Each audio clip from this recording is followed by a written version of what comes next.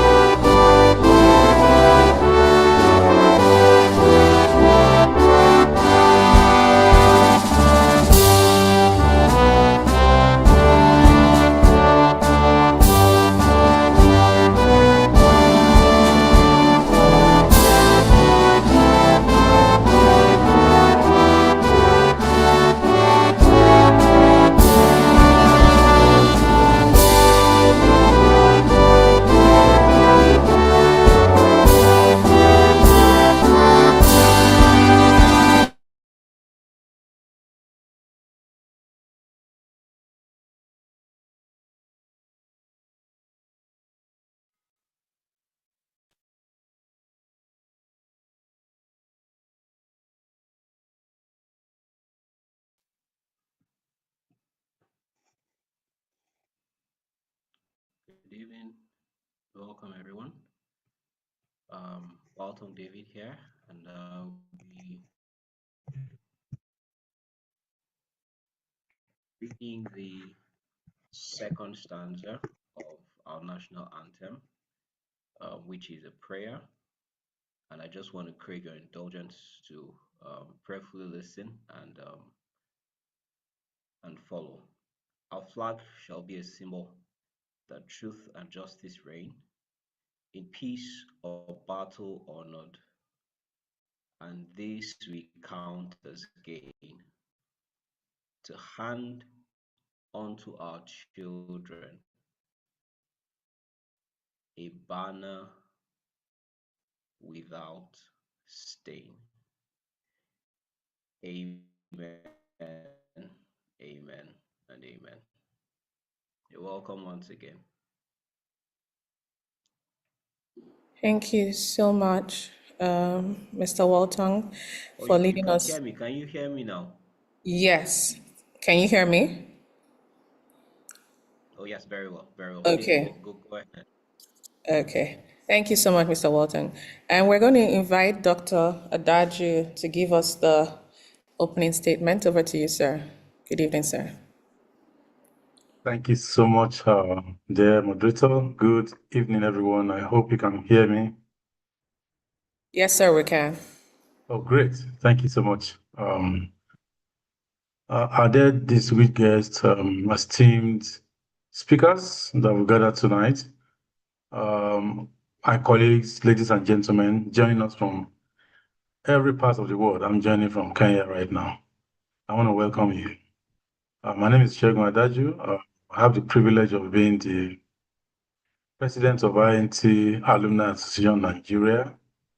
And it's my absolute pleasure to welcome you to today's webinar titled Beneath the Surface, Leveraging Science, Technology, and Underground Infrastructure to Unlock Water Security and Sustainable Food Systems in Africa. Let me recognize all our dear leaders who join us tonight. According to the United Nations SDG Goal number 6 and Agenda 2063, highlighting that access to water is not just a need, it's a critical driver for health, for Greek economic development, and all. Yet, as we often see, water security is threatened by climate change, drought, and inefficient management. Today's theme, Beneath the Surface, is both literal and also metaphorical. It challenges us to look beyond conventional surface water like rivers, lakes, and the rest, and turn our attention to the vast, untapped, and unutilized potential of groundwater, aquifers, and subterranean storage solutions. So through science and tech, we'll tonight discuss how we can use the likes of digital mapping, Earth observation, modern hydrogeological data, to unlock these hidden resources, ensuring that we manage them sustainably rather than over-exploiting them. Also, in terms of infrastructure, we explore more on how investments in boreholes, aquifer recharge systems, and other storage systems can provide resilient water buffer for every one of us. And also the issue of sustainable food system will be looked at tonight. By securing this water, we are fundamentally empowering smallholder farmers, for example, boosting agricultural productivity, and how to strengthen food systems across Africa. So I believe tonight is going to be very robust, and we have very qualified speakers to take us through this. I'm a layman in this area, and I'm very happy to just sit back and listen to all speakers. So our goal tonight is to bridge the gap between the technical potential and also practical implementation. So we want to see practical action discussed tonight. We have a very stellar lineup of speakers and experts who will share insights on innovative tools, financing mechanisms, and also policy frameworks. I would like to welcome our special speakers who have given their time to share their expertise tonight. To our dear audience, this is an interactive session. Please feel free. We encourage you to post your questions in the Q&A box, engage in the chat, and join the conversation to reshape water security in our environments. So on behalf of the intern and the executive, and also including the board, I welcome you tonight. Thank you so much, everyone. I look forward to robust engagement. Over to you, dear moderator. Thank you, President, and good evening, everyone. Good evening. Thank you so much, sir. Very good introduction. Set the page for an exciting evening. This is an unusual topic. If you're like me, you're probably wondering, what are we going to learn today? But there's so much to learn. I'd like to encourage you to invite a friend or anyone that you know that needs this information, or even those that do not think that they need the information. Please invite them and let's just, listen to the speakers as they actually expatiate on this very, very important topic. So I'm going to start with introducing Architect Ovie Benite. Architect Ovie Benite, MNA, is an accomplished Chief Executive Officer with a robust background in the facilities services industry. His expertise spans consultancy, design, training, and installation of plumbing solutions alongside proficiency in water treatment. With a Master of Science, MSc in Architecture from the Cancove Institute of Municipal Engineers, his skills include negotiation, business planning, operations management, analytical skills, and feasibility studies. He enjoys a fulfilling marriage to our own very Reverend Juliet Benite, and they are blessed with 2 children, Timehi and Somai. I must get the name right, 1 second. Yes, Somai, I hope I got it right. So please welcome Architect Ovie Benite with me. Over to you, sir. Good evening, everybody. I hope you can see me. Yes, sir, we can. Okay, the glare is not too much, I believe. I think you're just okay. Fine. Thank you. Okay, you didn't get the name right. I'm sorry, I please. forgive you. No, teach me. You have to teach me. I have to get it right. Please say it, please. TS is pronounced as SH. Oh, Shemaye. Shemaye. Okay. See, I've learned Very, something. very, Shemaye. very simple and very easy. So It is simple. Thank you, sir. without much ado, let's kick and let's start going. I'm sharing my slides. If you can see my slides, can you? Yes, sir, we can. Okay, great. So beneath the surface, leveraging science, technology, and underground infrastructure to unlock water security and sustainable food systems in Africa. Like the president said, this is an SDG 6 founded, matter. So here we are. Let's do this, right. Water is the most potent element created by God. Can you see the slide still? Yes, we can. Okay, so water is needed for every human activity, domestic, agriculture, mining, construction, everything that every human being does on a daily basis requires water. Now, the challenge is, how do we harness for the maximal good for Africa? Is deployment of STI the answer? Because where we find ourselves presently is not good at all, So here we are with, the distribution of water across the world. Total water is 100%. Fresh water is just 2.5% of all the water available in the world that God made available in His creation. Only 2.5% is fresh water. So water has the capacity to destroy everything it encounters if it's not properly harnessed and deployed. Approximately 71% of Earth's surface is covered in water, but only 2.5% is fresh water, with most locked in ice or underground. The rivers, the lakes, they are an infinitesimally small part of, the water that's available, fresh water that's available. As agriculture consumes 72% of all freshwater withdrawals in the world. 72%. Now, look at where we are with our water distribution. Total water, 1.385 million. Ocean percentage, 96.5. Freshwater location, and all that. Now, we have a water access and sanitation crisis. The goal of my presentation is leveraging STI, what opportunities exist for you and I to intervene in making sure that we have access to clean water. Because the purpose of water on the face of the earth is to have access to clean water, to do the things that we need to do. So there's a rising demand for global water across the world. Population is increasing, industrial and municipal needs for water are increasing. Now, look at what happens with our water.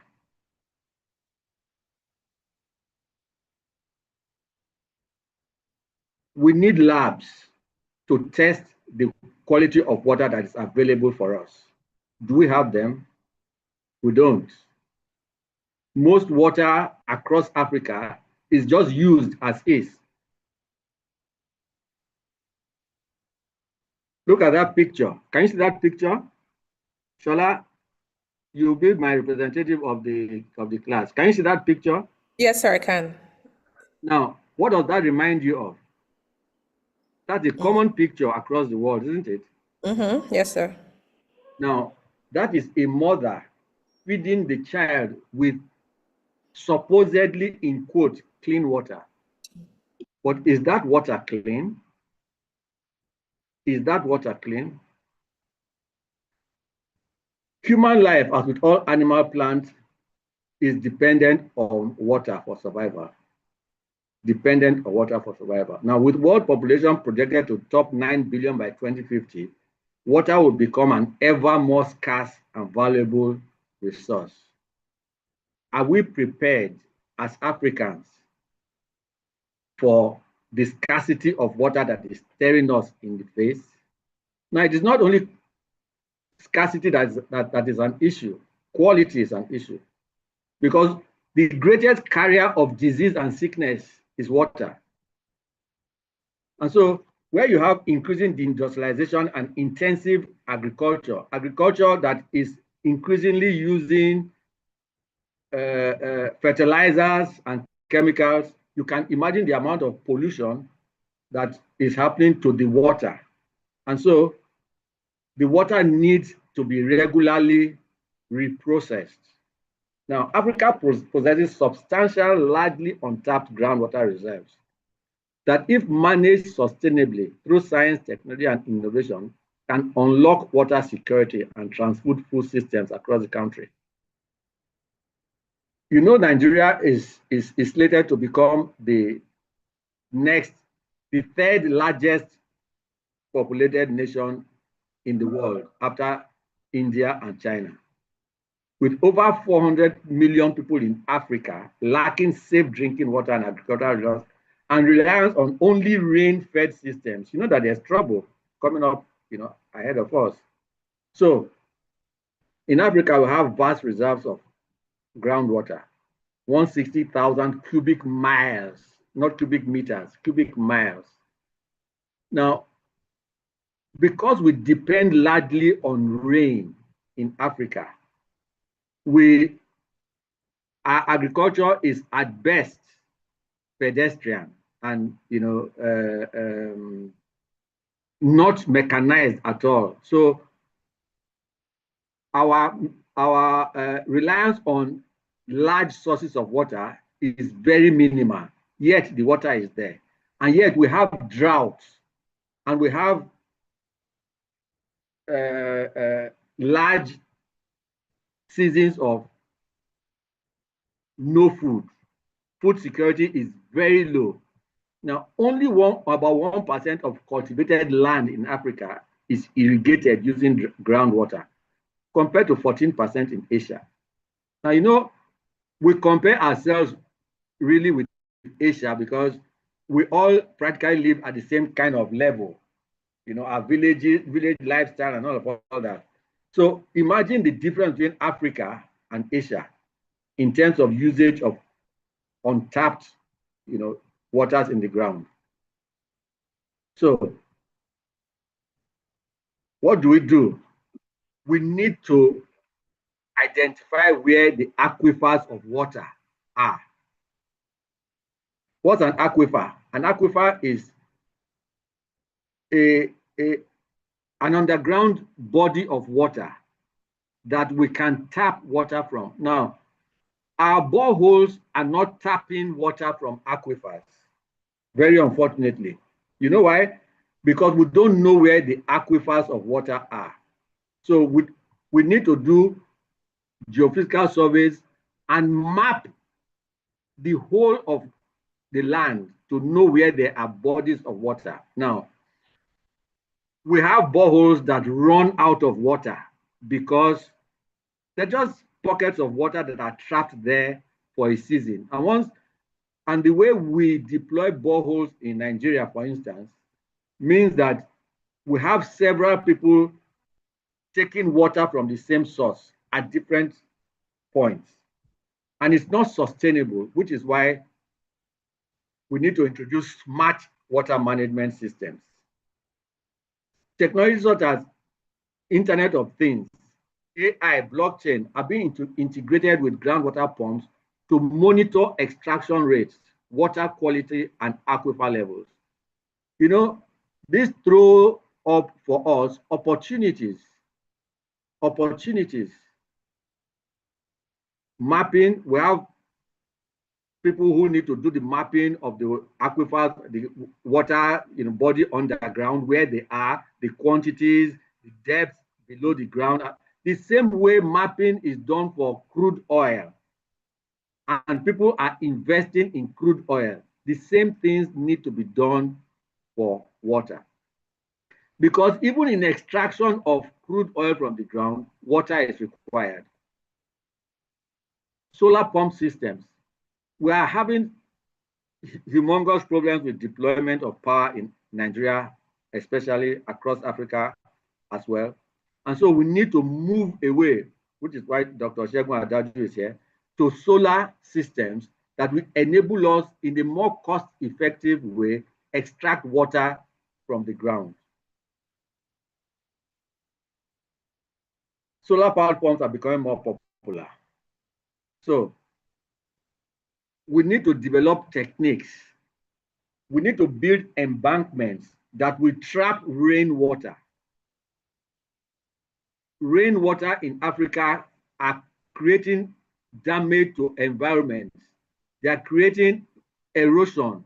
They are ravaging soils when we can deploy systems that will trap the water, the runoff, and use them. We trap what all the roofs of houses, we harness the rainwater and put them into the ground. Is that from me? And so when we're able to do this, we're able to unlock sustainable food systems. Small-scale irrigation systems can be deployed very easily. And so those of us who are interested in agriculture, you need to develop, you need to work with people who can develop for you the capacity to trap the water that falls within your airspace. The man who owns the land, we've been told, owns the air above it. So all the rain that falls into your farm, it's yours to trap. All the rain that falls into your land is yours to trap. Groundwater allows farmers to move away from erratic rain-fed farming. That way, we can have year-round productivity, crops yield. You know, when we talk about mango season, groundnut season, it's because of water. Essentially, it's because of water. And it will lead to reduced poverty. And it will lead to drought-resistant, resilient livelihoods. Now, what are the challenges and strategic directions that we need to go to reduce over-exploitation? Sustainable extraction is essential. We must have regulation. You know, everywhere everywhere in the developed world, everywhere water is flowing, they have water meters. Because water is a scarce resource. So we need to build technical capability to deal with all of these things. Now, Africa has huge population. However, that population is not of any benefit to it right now because that population has not been weaponized. The weaponization of that population is where we need to take ourselves to.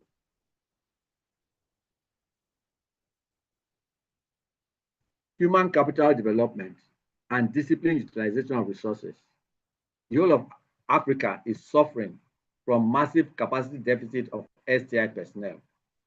Our deployment of STI is at an impossible to believe level of inadequacy. While Africa has huge human numbers, their level of STI productivity is extremely low. So we must now own the responsibility of capacity development. We must begin to design campaigns at grassroots levels for people to enroll in vocational skills acquisitions. No matter the best systems that are deployed, if there are no human beings that can keep and maintain them and keep them running, it will fail in a very short time.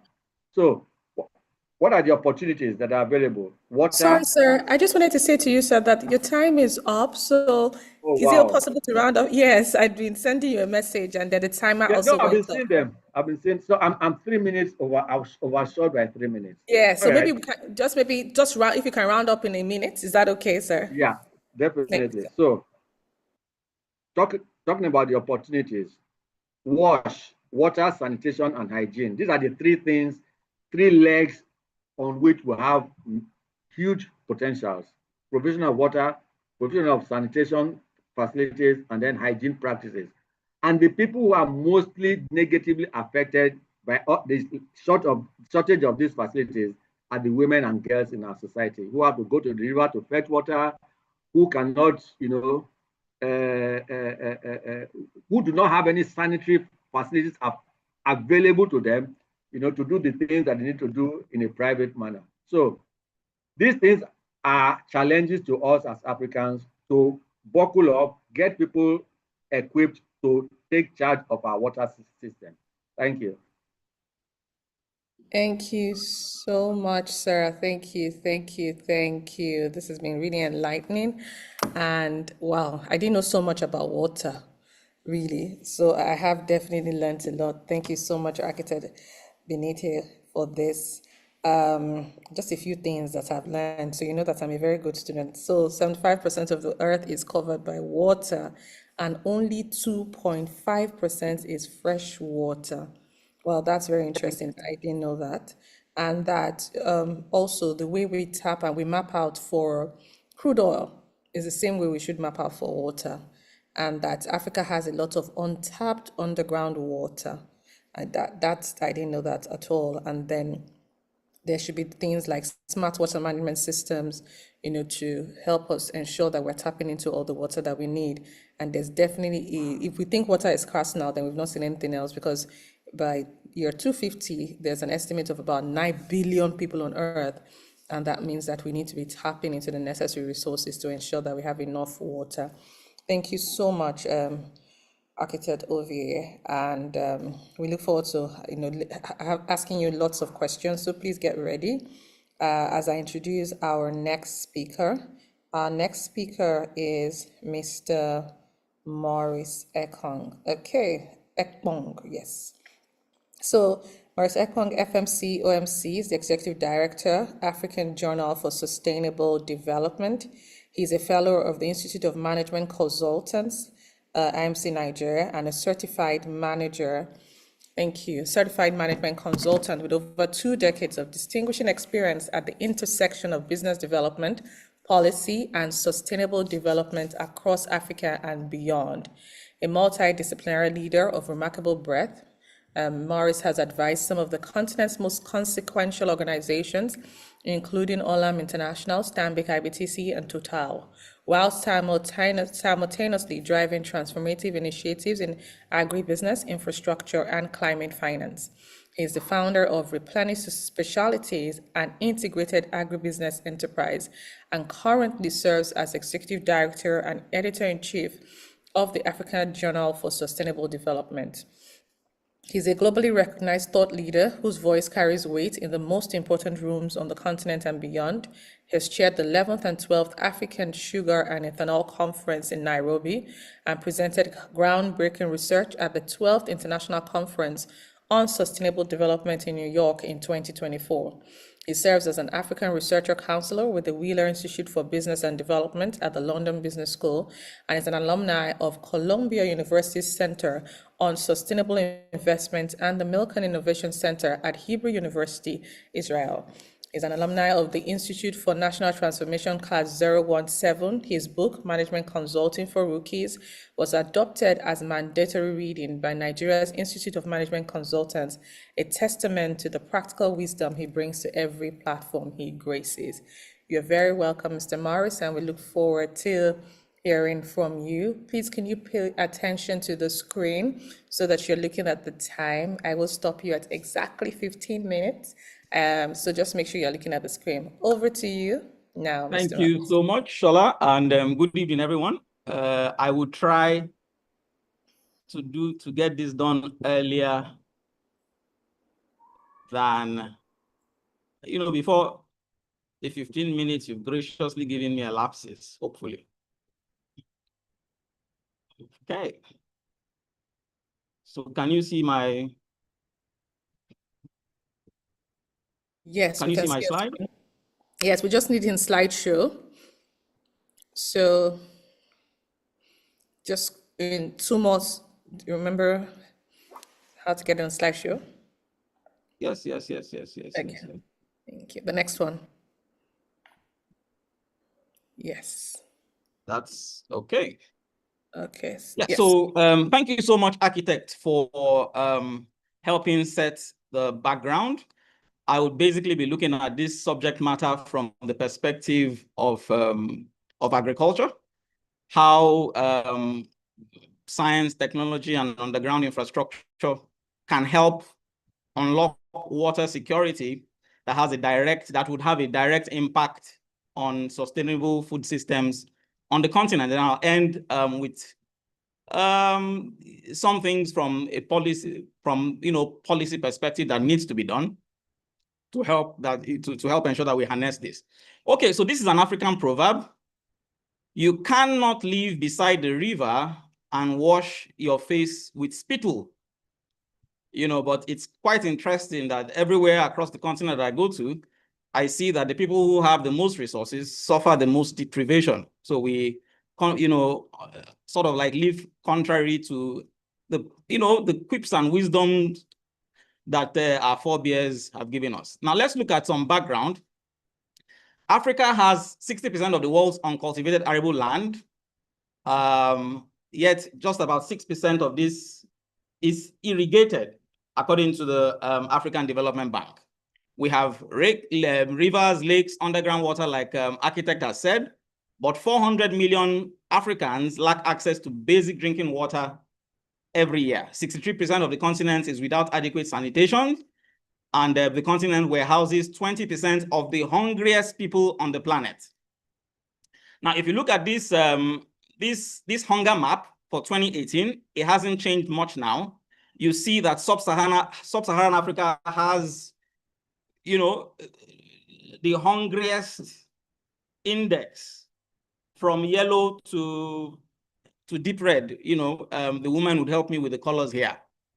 So while most of the world is, North America, South America, Europe, Asia has mild to no food insecurity challenges, sub-Saharan Africa is the most problematic in this area.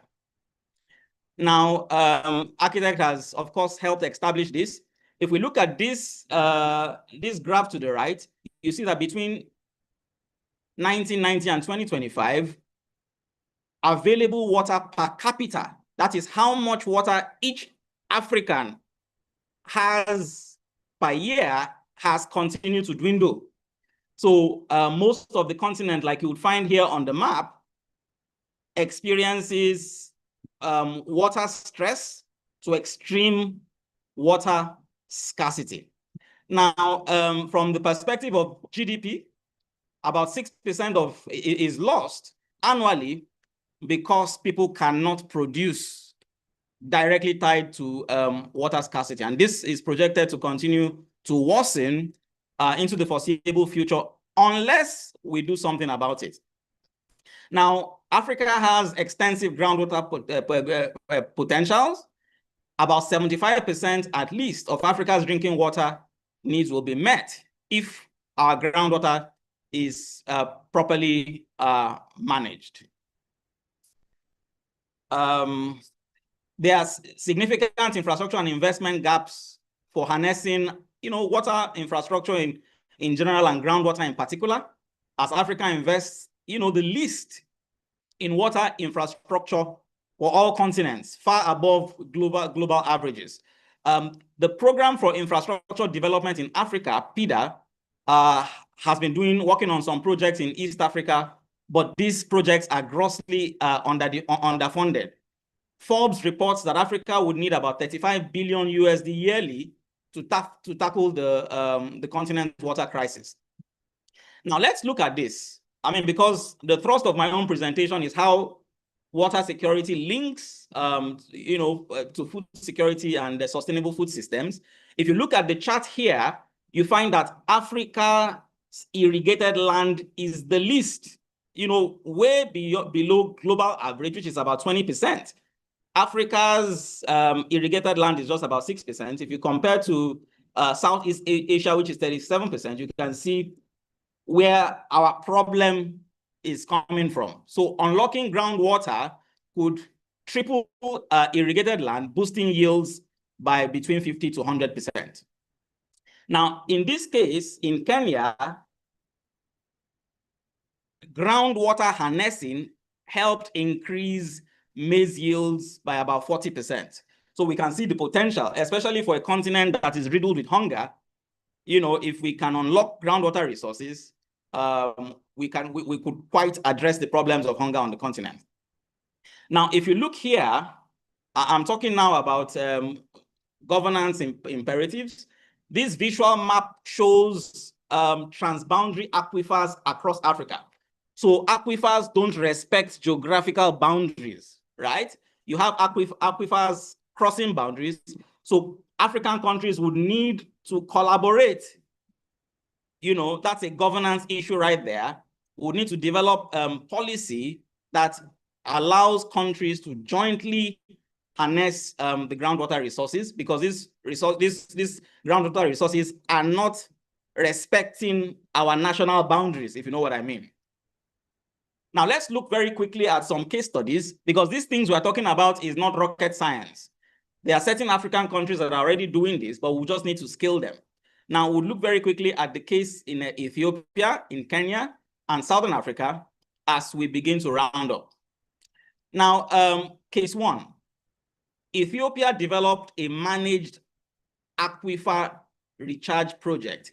Now, this project basically channeled, using engineering, excess rainwater to underground aquifers, right? And this led to an increase in groundwater storage by up to 20% in pilot zones. So this demonstrates, you know, that engineering and natural processes can work together to build resilience against drought. I mean, I think I wrote extensively about this in our journal maybe like 2 years ago. And Architect Ovie has basically alluded to this, that we can channel the flood waters in places, because climate change has created two extreme problems. On one side of the pendulum, you have excess, you know, water, you have flooding. And on the other side, you have drought. So can we develop, infrastructure that channels this water to underground aquifers for use in areas that are drought prone, particularly in around the Horn of Africa and in certain parts of North Africa? Now, in our second case study, Kenya adopted digital aquifer mapping using satellite data and geospatial tools to guide borehole drilling. Many years ago, when I was in my village, I spent a bit of time in my village. You know, if you wanted to dig a borehole, you know, you did it by like mini animal. It was guesswork, right? The chief would just point, okay, let's drill here, and then so you could drill probably 5 or 6 times before you find the right place. But with digital aquifer mapping, you know, borehole failure rates dropped in Kenya by more than 50%, saving communities money and ensuring faster access to water, demonstrating again how technology reduces risk and waste, making water investments more efficient. Because each time you are drilling a hole, that costs money. So if you can use technology to get it right the first time, that helps everybody in the value chain. Now, the third case is in Southern Africa, where different countries, like I mentioned earlier, aquifers don't respect geographic boundaries. So some SADC countries work together, building frameworks to jointly manage their shared aquifers and river basins. So the impact, of course, was that there's been improved regional water governance, reduced conflict, and this has enabled joint infrastructure projects. This basically highlights the importance of policy and cooperation, because water security is not just technical, it is also very, very, very political. Now let's look for a few seconds at this map. You see yields, agriculture dry yields for all crops per tons per hectare per year from a global scale. If we look here, the bluer it is, the lower the yield. So you see that sub-Saharan Africa has the lowest, return for every crop planted per hectare per year than any country. The only region in sub-Saharan Africa that is doing slightly better is in the Southern African region. Otherwise, most African countries are getting the lowest return on investment, return on every crop planted in their fields per year. This is directly tied to irrigation, like we saw in the previous slide. So in closing, Africa's food security future lies beneath the surface. Science, technology, and underground infrastructure are keys to building resilience. Now, there are references here. Thank you very much. Shola, I hand over back to you. Thank you so much, Mr. Morris. This was really enlightening. As in, like I said, I think this is the most information I've gotten about water, and just shows how very important. We know water is important, but just bringing it to perspective. Thank you for connecting it to agriculture. And there's something that you said that was very important, that you find out that as we go through Africa, those that have the most resources are the ones suffering from the lack of resources. So in a place like Africa, where we have such fertile ground and crops and all of that, we're still the most hungry continent. And presently 400 million people lack access to water, and more than 25 million in the Horn of Africa lack reliable water. And again, just realizing again that we have underground water, and that if we tap into this properly, then 75% of our water needs will be met if properly managed. And thank you for citing the examples of Ethiopia, Kenya, and South Africa, who have actually employed some of this technology and proper management tools to ensure that they are increasing the supply of water. And if we want to make sure that we have enough food in the future, then we need to go beneath the surface and solve the problem of water, and that comes by going underground beneath the surface. Thank you so much, Mr. Morris. So I'm going to go to our third speaker, Mr. Abidemi Agor. I hope I pronounced your surname right. He's a pioneering urban development strategist and civil engineer, championing the integration of tunneling and underground space use, channeling the integration of tunneling and underground space use to address Africa's most pressing urbanization challenges. With expertise spanning civil engineering, urban planning, infrastructure policy, and geomodeling, he advocates for a volumetric approach to city building, treating the underground as a strategic resource for transport, water, energy, logistics, and urban real estate. He's the founder and CEO of ROGA, Africa's dedicated underground space solutions company, and the founding president of the Tunneling Association of Nigeria, through which Nigeria became the 74th ITA-AITS member nation in 2017.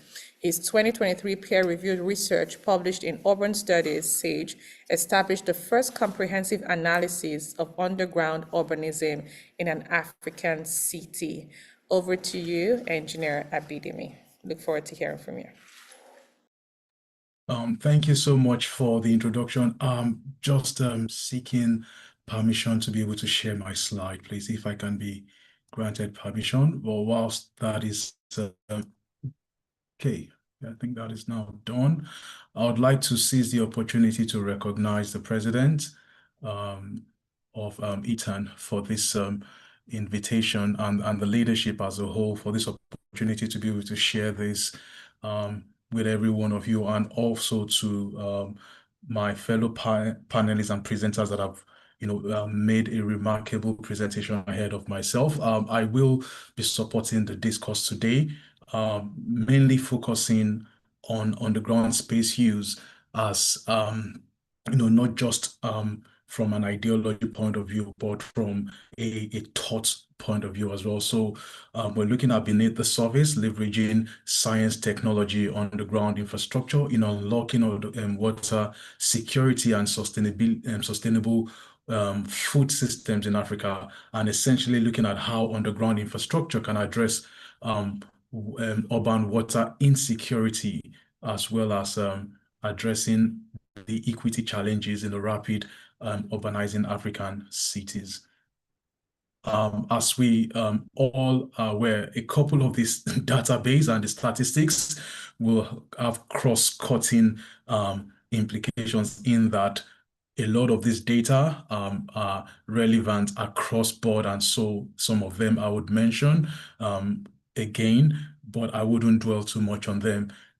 It's imperative to know that 40% of urban 40% of urban water is lost to leakages and theft, as well as we've also heard that the population currently in African cities will double in population by the year 2050. Of course, Africa is currently sitting in terms of the rate of urbanization currently at, I'll probably say between 40 to 50% rate of urbanization, essentially, which means that the 40% of the population currently reside in the cities. So why underground infrastructure for water security? That's a key question that we're asking here. And a few of these things have been taught before, and I'm not really going to waste too much time, but I'll just focus more on the areas that really talk about tunneling and underground space use. So we've talked about, protected storage, the opportunity and capacity to be able to use the underground as a system or aquifer storage facility. The second one would be the pressure and gravity system, that is taking advantage of the topography of cities in exploiting gravity-fed distribution, that is reducing energy cost while we're extending the reach of the unserved areas. Now, this, will have peculiarities on the basis of the cities, especially when you're looking at it from an urban all around point of view. And the third one will be looking at flood capture and reuse. That is, underground stormwater systems can harvest and treat flood water for non-potable or agricultural reuse. That is, they are addressing scarcity as well as flooding simultaneously. We did mention earlier on, I believe that was Mr. Ekong mentioned about aquifer management, and I believe architect Benite did mention that as well. Reducing surface conflict. Underground space use is a differentiator in that it reduces conflict on the surface in terms of interference, and the footprint of impact is significantly reduced. We talked about climate resilience. Underground infrastructure are pretty much designed with significantly longer lifespans than their the surface type infrastructure. Typically, underground infrastructure are more robust and would serve between 100 and 150 years in terms of the life span of that infrastructure. A few of these things, I'm just really just going to dot on this. I'm not going to dwell too much on this. So underground water infrastructure typologies that Africa can reference. So we're obviously looking at things like deep pressure tunnels, that's for bulk water transfer, underground reservoirs, some of which I'll bring some case studies that we're going to look at later. Aquifer storage and recovery, stormwater retention tunnels, as well as common utility duct, which essentially talks about services beneath the surface for water, for sewage, power, fiber cables, and the concept of multifunctionality. That is, we're basically addressing multiple challenges through one asset delivery. The underground food system nexus. So I'm really just going to gloss over this because this is not really the crux of my discussion. Obviously, things around irrigated urban agriculture has been talked about. I wouldn't waste too much time on that. Cold chain under cities. Essentially, there are certain cities that are leveraging the fact that there can be modulation of temperature within the underground, as well as soil aquifer recharge and freight tunnel for food.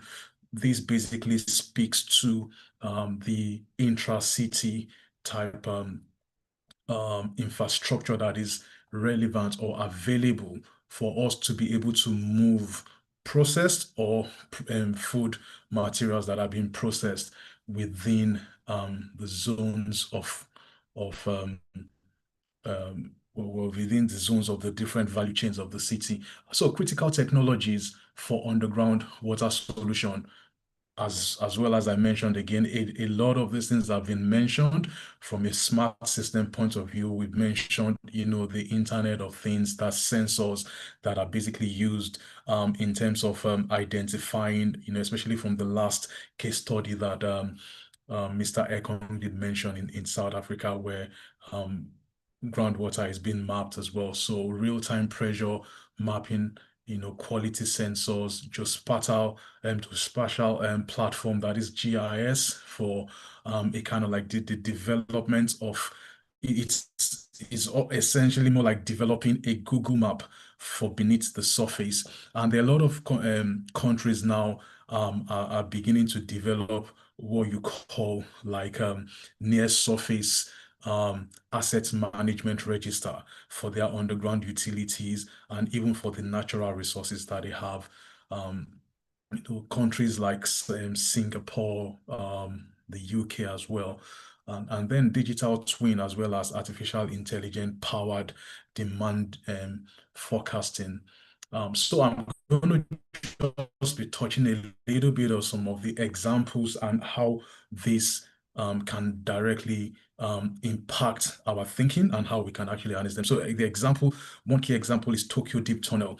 And I remember a couple of years back, I think about 3 or 4 years, a team from the African Development Bank actually visited this project, and this captures a flash flood water. This captures basically flash water flood in 565-meter deep shaft, protecting 1 million residents. And the principle of this is basically to retain is the underground retention at the city scale, and this essentially eliminates surface flooding that creates harvestable water volume. So essentially, this is basically creating a kind of like circularity in terms of how the water is being used. Another one would be the Singapore New Water, which is the conveyance of underground treated water for reuse. That is 40% of the water is self-sufficiency.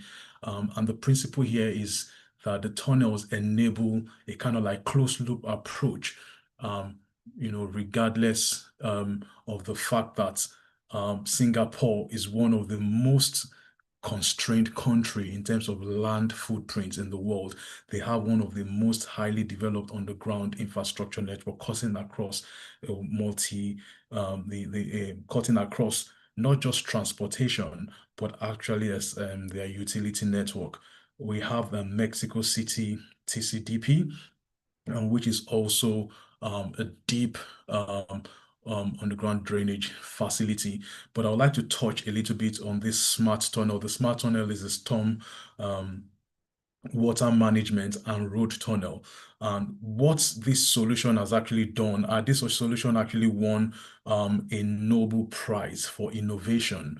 And it's essentially the multifunctionality of a solution to address both economic and environmental challenges. From a sustainable development goal point of view, this is an absolute winner, where the thinking from an engineering point is able to address the seasonal flood or the flash flood in the city of sorry okay where it's able to address the flooding issue, the storm the flooding issue in Kuala Lumpur, but at the same time also provide a solution for the traffic challenges they had. And of course, this is something that a city like Lagos, or other, rapidly developing cities in Africa can adopt as well. Okay, so in terms of water equity, who benefits from the underground space? So we've talked about a little bit of from the social point of view in terms of the social fabric of how this works.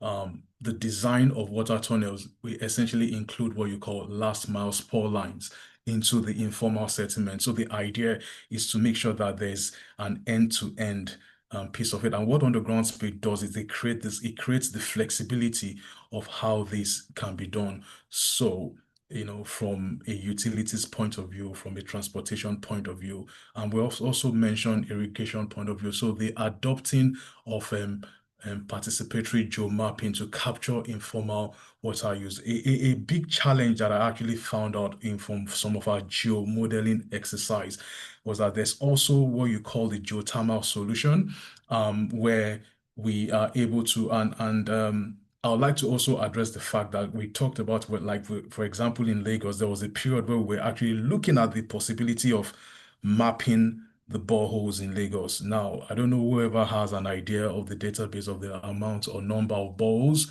that we have in like the city like Lagos. But like, and as that was even mentioned, some of these boreholes really do not tap into the main or primary aquifer.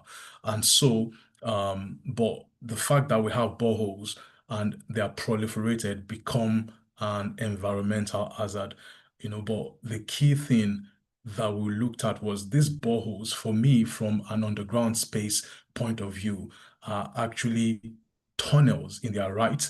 They are micro tunnels that are vertical in nature and not horizontal as a typical tunnel will be. But when you create a kind of like an aggregation of all these tunnels, all these boreholes together, the cumulative impact environmental becomes significant if it's not effectively managed. So looking at things from the data-driven planning plus the indigenous knowledge point of view, and I'm just really going to be shooting through this because most of this also has been touched, by Mr. Akon's presentation as well. So from a data and technology stack point of view and the indigenous local knowledge point of view, it's important to also know that every country has peculiarities. Most of the most developed countries in the world have technologies that have been developed that speak to the different cultural tendencies, and all of those things would need to be taken into consideration. However, an hybrid of both technology and local knowledge, will serve us well. So looking at things in real time using Internet of Things sensors network, for example, leak detection and water quality, the infrastructure is aging quite significantly, and so having some of these systems in place, looking at traditional rainwater harvesting, that is pit tassa, which is basically used in the Sahel, seasonal flooding corridors known to farming communities for centuries, and all of the likes of this. And I'll just look at this finally. And the question here is, Africa's water future lies beneath the surface. That's a key reoccurring word and text that we have heard across our discussion today. So what do we need to do?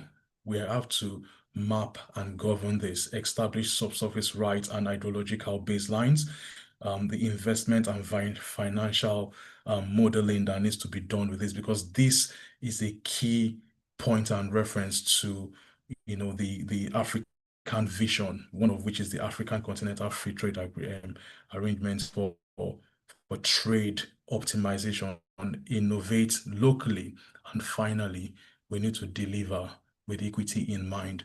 How can this serve everyone across board, man, woman, children, and different economic social status?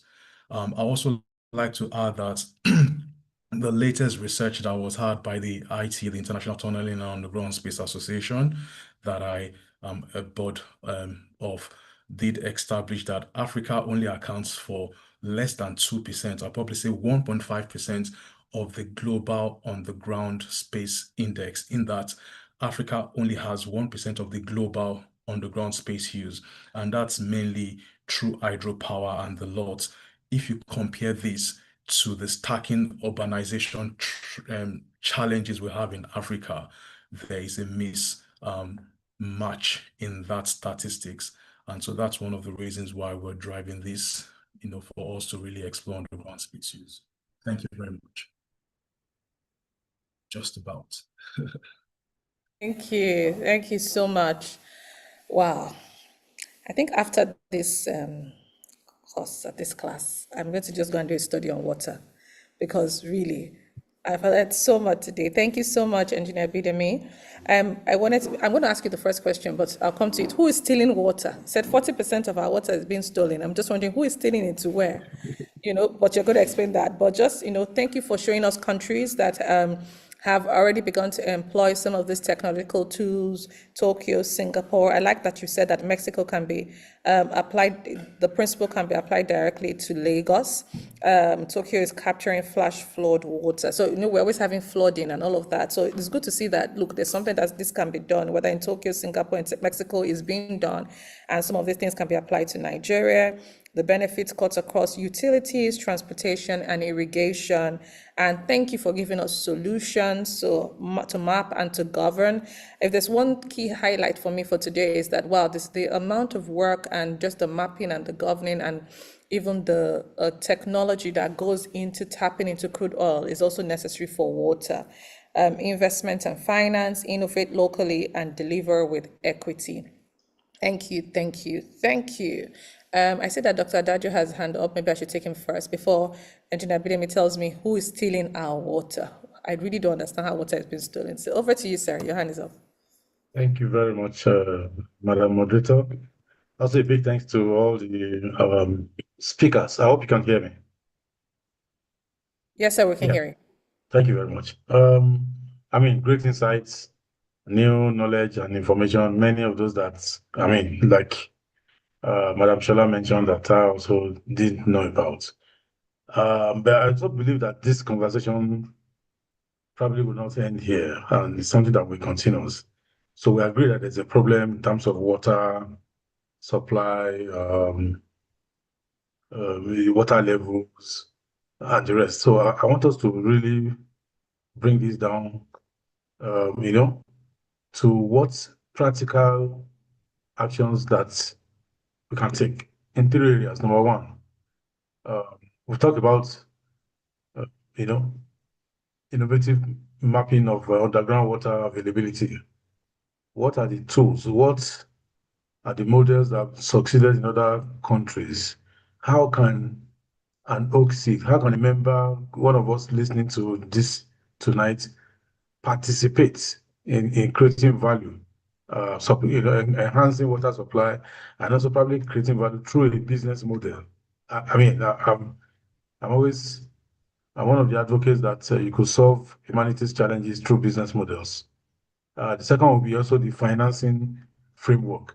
I'm currently involved as a consultant, working with Lagos State Government, UNDP, and Development Bank of Nigeria to develop a financing framework around climate resilience in Lagos. And one of the key areas we're looking at is wastewater management. We had the privilege of going to a place called Adiyan wastewater plant. I've never been to that plant. I've never been there before. And I understand it was Jack Day. Imagine Jack Day. It was built by Jack Day. I'm not too sure there are many that have been built after him. Harnessing wastewater and recycling them in society. So how can we see practical actions? And also, thirdly, I see a lot of need around policy. How can we catalyze policy framework? Let me take a typical example and also just share my own experience around energy access. I would say confidently that I was part of the team that developed the framework of what we're seeing in the renewable energy space in Nigeria, particularly the mini grid policy framework. I was one of the pillars that developed that. And that's why we're seeing mini grids over the whole place. How can a member of one of us listening tonight, begin to craft policy frameworks, develop competencies in this area, and become a consultant, for example, to Lagos State Water, I don't know, there's a minister around water resources, right? And create practical solution. Also using business model where there's engagement, money is made, value is created, and we're solving a need and a problem. Like I said, this conversation might not end tonight. It might be, I'm really keen and interested in seeing how this can happen. Over to you, Madam Moderator. Thank you so much, sir. Well, those are three potent questions. So if I am summarizing them, it will be policy, it will be business models, and it will be involvement. Did I capture that well, Dr. Shego? Just checking. Policy, business models, and then how can any OXIN member be involved in part of the solutions? Was that captured? Yes. Yes. Okay, thank you, sir. Okay, these are questions that I hope that our speakers can even begin to can start off speaking about. If you have any questions, please put them on the chat or put up your hand, and then would attend to you. So, but I won't take the first before we take these questions, and any of our speakers can take any of the questions. My first question was towards Engineer Abidemi. Who is stealing the water? I want to understand the context of water being stolen.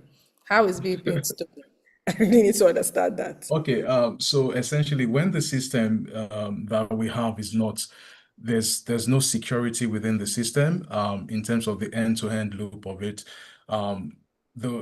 So theft is one part of it where there's illegal tapping into the system to harness the use. It's the same thing that is being done in the oil industry, because a lot is put into, as architect Benite mentioned, there's water, but the key thing is the water available at the right quality, that is required. So the water that has been processed and treated, because of the aging infrastructure that has not been upgraded and rehabilitated over time, a significant part of it is lost through the transmission or the distribution, and part of it is also not being effectively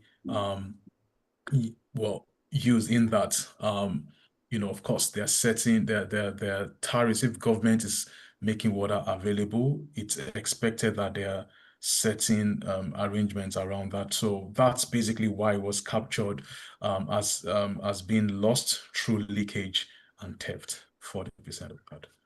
So Okay. that's just a simple. Okay, thank you, thank you. And just, do you have any insight on any of the questions that Dr. Adaju raised? For instance, policy, business models, involvement. What can we do from a policy perspective? How can we build business models around this? Because this is definitely a problem, and one way to solve problems is to build solutions, right?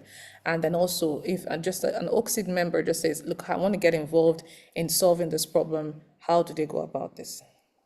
Yeah, so I'll probably say, I'm sure Mr. Ekong would have a little bit more meat to present with regards to this particular subject matter you presented. But one of the things I will add would be that from a tunneling and underground space point of view, this is cross-cutting. So in as much as it affects underground, well, it affects water, it can also affect power distribution. It can affect every other thing. So from a policy point of view, the first thing will be to understand that the value of the space that we have beneath the ground is not necessarily just for the mineral resources and the natural resources that we have, that is water and all the mineral resources, but there is value beyond the below ground, just being foundation for buildings. We can create functional use of those spaces and harness them for economic value. Okay, thank you. Thank you so much. Mr. Morris, over to you on this question of policy. Thank you so much, Abidemi, for sort of like starting, setting the background for answering that question. Now, this is a very new, and thank you, President Dr. Adaju, for those very brilliant questions, because you asked like a double-barreled question and all of that. Yeah, so this is a new area. First of all, we need to understand that. So if we're looking at this from a policy point of view, there has to be a handshake between different ministries. You need cross-ministerial frameworks, to basically develop the templates, that are required to harness this resource. So I can imagine that, of course, the Ministry of Water Resources is going to be involved in this. I can imagine that in the case of food sustainability, the Ministry of Agriculture is going to be involved with this. The Ministry of Science, Technology, and Innovation would be involved in this. So you need a handshake across different ministries to begin to develop these templates, because this is a very new area.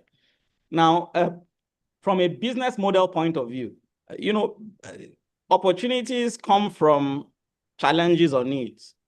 So the statistics we have highlighted between Abidemi, architect, Ovi, and myself sort of like indicates very clearly that there's a huge requirement for water. So that alone sort of like should trigger the interest of anybody who is interested to develop the skill sets, to take advantage of the opportunity, and to develop the business plans to take advantage of the opportunity. So I believe if you reach out, for instance, to Engineer Bidemi, who's the expert on tunneling, to myself, I can talk a little bit about agriculture, to Architect Ovie, who is an expert in water. We can work together at least to sort of like even develop a proposal that we can begin to look at. But this is a very new area, and it's a huge opportunity that anyone can latch onto. Architect Ovie, I guess you would have some thoughts on this. Let me tell you a little story. What you have today as the central sewage system in London. In the 1800s, it was built in the 1800s. 1800s, 200 years ago, right? Now, London was stinking from sewage that was being dumped into the Thames, the River Thames.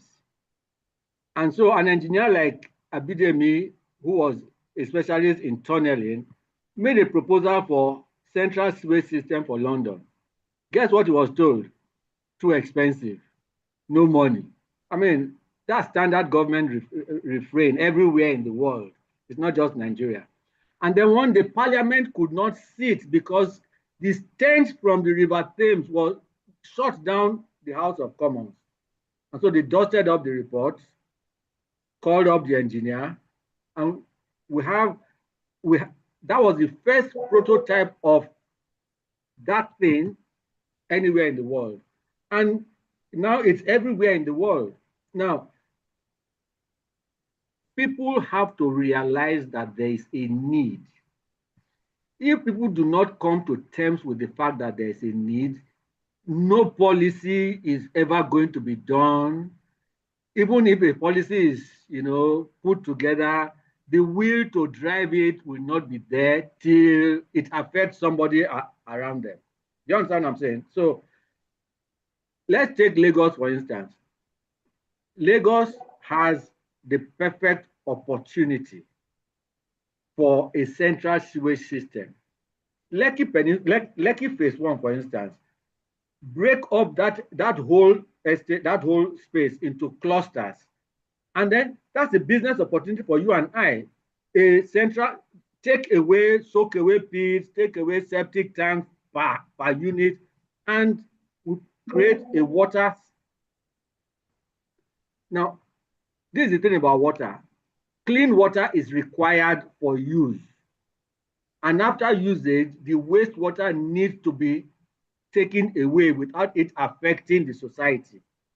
How to handle these two things create huge business potentials that we can sell to anybody.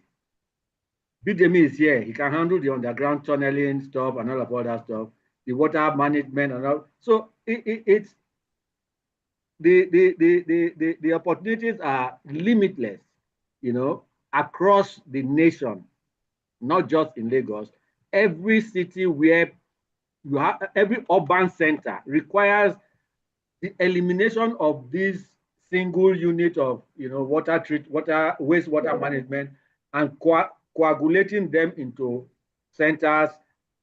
These individual boreholes, estates come up, one by legislation, you have just one borehole that feeds that estate. Not each house has its own, borehole. But like I said at the beginning, the people, the drivers need to understand the need for it.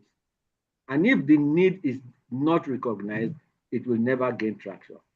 I Secondly, think the people that will do the work, you know that Nigeria lacks expertise. capacity in trained people. Everybody does as they like, no standards. And that's where, somebody like me comes in. I'm a trained person. I train artisans to do work. Nigeria does not have trained artisans. If I tell you the volume of money that goes out of Nigeria, capital flight through artisans, you can't quantify it. Thank you so much, Architect Ovie. I think, though, that maybe one of the things we may need to start with is even create the awareness. Like I said, I think this is the most I've heard about water in my how many years of life. All I know is water. I always have water in my house. There's always water, right? I remember, though, that when we were younger, everyone, when I was growing up, they had a well in my house. There's a well in my house. I can't remember how they do, but we always had water. So someone like me, I have never experienced scarcity of water, right? I don't even know what that looks like.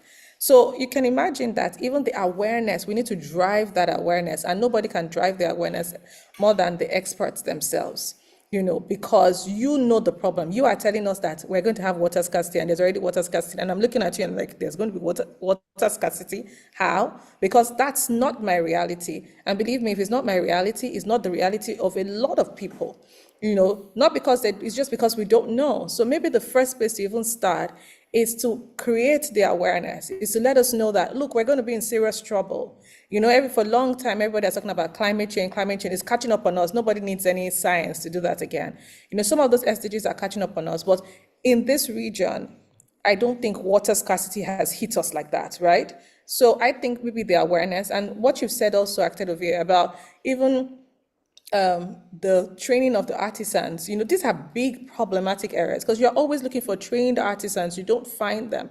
So I just think there's such enormous opportunities, but it's going to start with you people driving the awareness, because I can't drive the awareness. This is not my area of strength. I don't even know, like, best I'll just bring all your 3 presentations together and make it something, and it won't even still sell the message. So I think that's something that is important. And Dr. Dajo has put some really interesting points on the chart, and he's talked about, look, we need to identify maybe UK aid, like government institutions or external institutions that, we can actually begin to speak to about this. He's ready to see, Dr. Dajo is ready to go tomorrow. Let's hold him. We are going to the Ministry of Environment and Water Resources. Let's go. It's true. Reverend Juliet is talking advocacy and lobbying urgently needed. Yes, there has to be solid advocacy.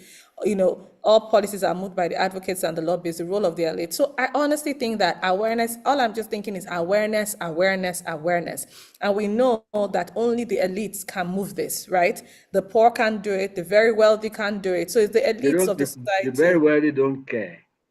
Well, some of them care, but honestly, really, this is still us that, because I have met quite, but the elites are the ones that have both the enlightenment and are not in the place where they're in survival mode, right? So that they can see the problems, And Engineer Bidemi, we're inviting you to be an oak seed. You are not an oak seed. So this is our special. He's committed already to joining 050. They said you have committed, really. So please, we look forward to seeing you. It's honestly, the course changed my life, really, and I can tell you that it will. I saw Nigeria in a different light, and just a sense of urgency to do something. And the beautiful thing is that you're already creating solutions, right? So it's just, we just put it in the right place, and then we will work with other people that are excited about turning Nigeria around. So we look forward to having you on board. Okay, any other questions? These are, or any suggestions? Let me look at the chat to make sure nobody else has. But while we're just waiting. So, yes, can I add? Yes, please, sir. Here is here are my thoughts on advocacy, right? Yes, sir.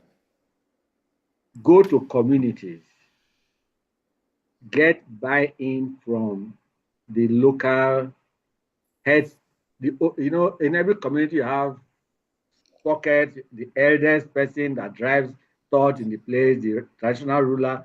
Go to these people, get them to understand the challenges. You know, in villages, what happens in early in the morning is everybody goes to the stream to go and fetch water, right? Where do they go and fetch water? They go upstream to go and fetch clean water, right? But they forget that their upstream is somebody's downstream. So the water they presume is clean water is really not clean water.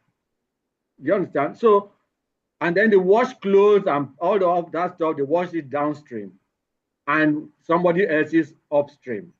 So we need to get, you know, the leaders of communities to understand the challenges that are creeping up on us. The Sahel is creeping down south because of water. So the pressure on the south of Nigeria is going to continue to increase by the migration of people down south because of the scarcity of water.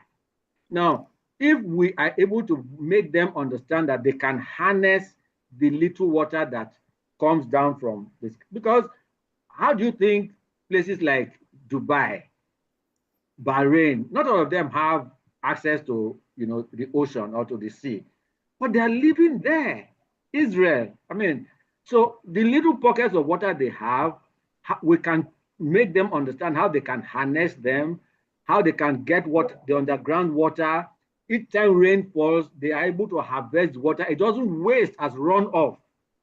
Then, you know, slowly we can turn the narrative around. Radio programs, TV programs, talk about these things. They're critical issues. I do agree. Architect Bonite, I'm coming to you soon to ask for this proposal for this thing, because you already gave us the plan. So you're going to, three of you are already on the team.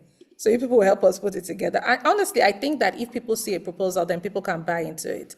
But you need to sell us the vision, and the vision can only be sold by the people that understand it. So you've given us the blueprint. We'll be coming to you people to say, when are we going? Where is this first community that we're going to? But I think it's a fantastic plan. Okay, Mr. Morris, last words as we begin to, that's the round. Somebody's hand is up. Oh, somebody's hand is up. Thank you. Okay, we're going to take. Somebody's hand is up. Chizoba Didigu's hand is up. Okay, yeah. So we'll take Chizoba, and then after that, I'm sorry, because of time, I'm going to have to just take last words. So Chizoba, over to you. Thank you very much. Good evening, everyone. Good evening. Honestly, I'm impressed with all I learned today. But I just wanted to raise something. I don't think this model we're talking about is actually new to Nigeria. As a growing child, I didn't have any sockaway around my house. We had a central sewage system, pockets of them built by the state government. I actually grew up in Enugu. So by the time things started deteriorating, it was quite heartbreaking for me. So I think the problem we have is governance. Most of these things, they know they can be done. They were in existence. But some people chose to just decide to kill the system because they feel they've gotten all they need and all they have. Because then there was a central sewage system.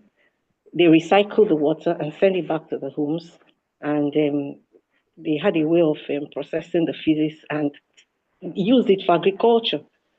So by the time those things started dying away, so for me, it's doable. Probably we can go into a PPP and then public-private partnership and see how we can revive those models and probably get it into areas I never knew about it. But down there in the south, many of the government-owned housing estates had them in the 70s and the 60s. Thank you. Thank you so much, Chizoba. I think that's noted. Abidemi, you want to respond to that, Engineer Abidemi? Yes, so I would just like to just add that so I am part of of course, I did mention the ITA, which is the International Tunneling and Underground Space Association, which is mainly the foremost body for underground space use globally, and Nigeria is a member nation. And now what that means is that Nigeria has access to leverage the global technology. Now, within that body, there's a strategic drive to focus on Africa, because there's been a demand from the United Nations, because the ITA is a United Nations consultative advisory body. Now, there is a mandate and a responsibility from them to ensure that there is adequate support from a technological, and developmental point of view. And at the last United Nations NGO conference that was held in New York, those questions were asked of the body. So there's a lot of leverage that we can take advantage of, with regards to this. The most important thing is it will require the subnationals, that is the state governments, the ministries and MDAs to take or have certain level of responsibility, communication, and response for us to be able to make things work. So I just thought to mention that. Thank you so much, Engineer Bidemi. I'm going to take that as your last words, really. And I think that, what I always say is, let's do our part. And when we do our part, then we can ask the government to do their part. We've left the place where we're waiting for them to do it. We know that if we leave it to them, we're going to be like this till, only God knows when. But let's get our proposals ready. Thank you, because Engineer Bidemi, you guys are already in the forefront of doing that. With these three people, we've made a lot of progress, and so we do our part. And we know that it takes there's a lot of bureaucracy and all of that. But I'm always one of the people thinking, what's the best that can happen, right? Let's do our own part, and then we see what comes in after that. Okay, finally, Mr. Morris, any final words? Yes, the challenges are real. Just a quick one from me. Before America and Israel started dropping bombs on Iran has, is seriously considering relocating its capital from Tehran because of serious water scarcity. So these challenges are real, and there's a huge risk, facing our cities if we don't manage our water resources. So I'm encouraging all of us to do whatever we can to take this message to different stakeholders in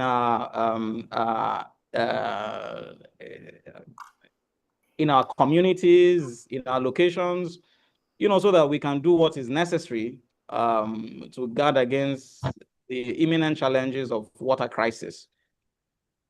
Thank you so much. Thank you. This has been so enlightening. Thank you so much, Architect Ovie Benite. Thank you so much, Mr. Morris Epong, and thank you, Engineer Agor. This has been really educative, insightful. I'm looking forward to next steps. My next steps are, I'm looking forward to you guys coming to us with a proposal. That's my honor. So if you see me in your DM looking for you and say, what's the next step? It's because, we're looking for it. Because if you go for it, then we are going to go behind you, because you guys have the expertise. But thank you, because this is enlightening. And then we in our own corners can begin to pay more attention to these areas. It has been really exciting having you on this platform, and we look forward to having you soon. Thank you so much. I'm handing over to Madam CD at this moment. Thank you, guys. Hey, good evening. Up front, you'll have to pardon me. The internet at my end is not favorable. I've been trying to log on and it's been rolling. So this that I have, I will just do without my video. Good evening, everybody. Thank you so much. Thank you, Architect Ovie. That's my class governor 004. Our executive coordinator for stakeholders engagement, Brother Maurice Epong, and of course, Engineer Bidemi Agor. I believe very soon you'll be joining us.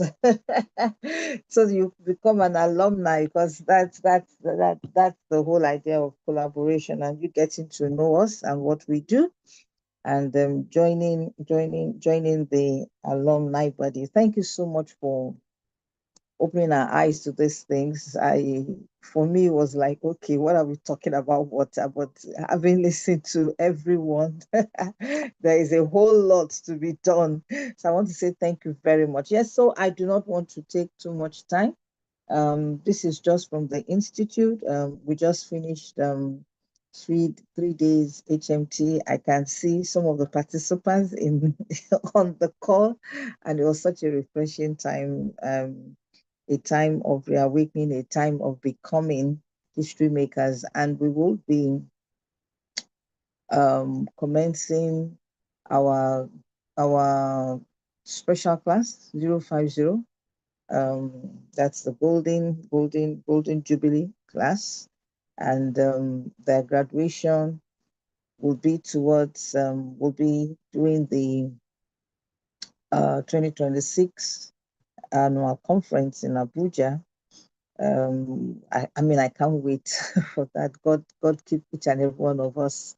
So it's an interesting class, and I know that they are coming with their own specialty. Every class had been different. I mean, they always come with different flavor. So why are we here as an institute? It's just to let our friends who are not yet OXID, that is, they have not gone through the 6 months OXID executive leadership course, to please join us. I want to believe the programs coordinator will have sent in, yes, I trust her, the link for registration, and for also OXID, just in case you have not gotten through.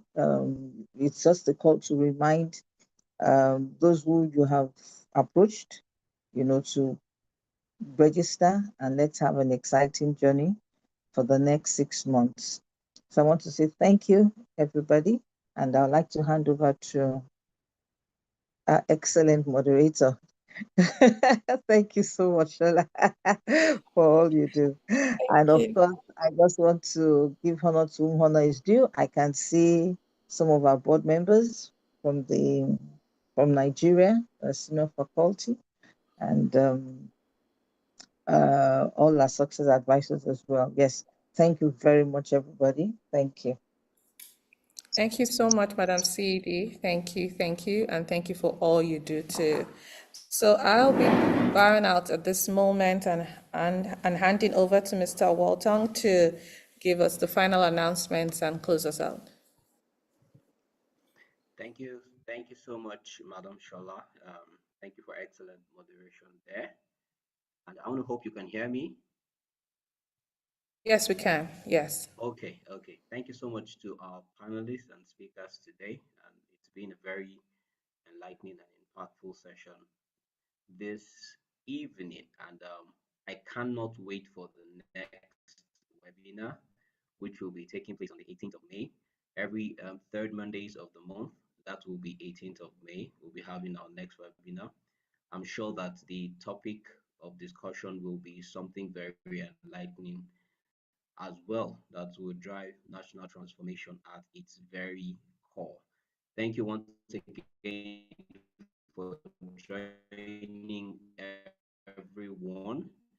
The Golden Jubilee seed is coming up, the first module free. That first module is all you need to get into the spirit of the course and participate fully. So if you're here and you're not yet an oak seed, you have a wonderful opportunity to participate in the spirit of INT by joining the first module.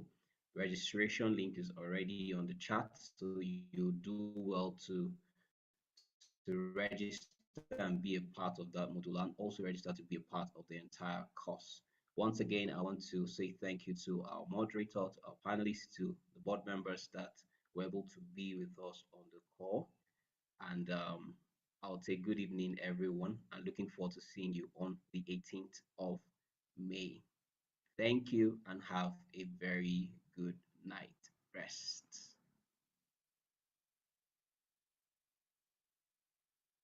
Good night, everyone. Thank Thank you. you. Good night, everyone. Bye-bye.